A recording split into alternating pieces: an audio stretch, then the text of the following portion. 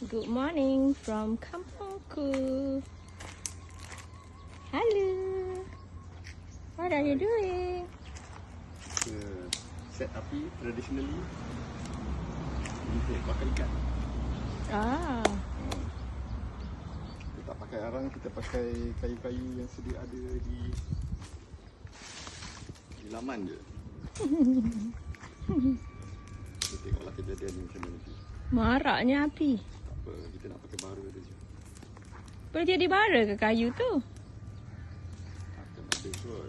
Dia kena sabut bukan? Okey, saksikan kejadiannya nanti. Okey. Wah, jadi Ikan dah siap. ikan di tangan. Siaplah apinya. Ikan apa tu? Apa ni? Ikan terubuk eh? Ikan terubuk. Ikan terubuk. Itu letak apa dekat ikan tu? Letak ni je, garam kunyit je. Oh, garam kunyit je. Api besar ni. Oh, ada api di sana. Balikan sikit. Apa nama? Smoke apa? Smoke mango.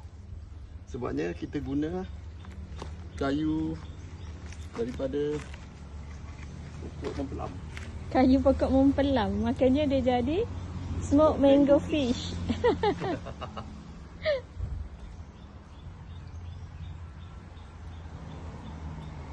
Okey.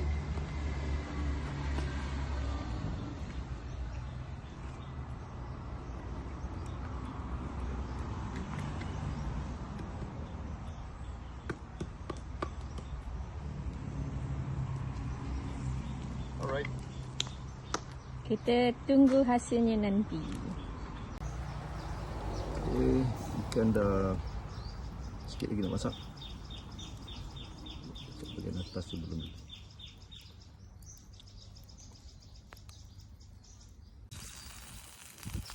Kita dekatkan sikit dengan api, bagi dia char sikit. Sikit lagi boleh angkat dah.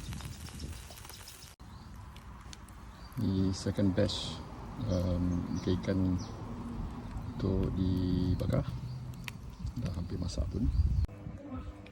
Itulah kejadiannya.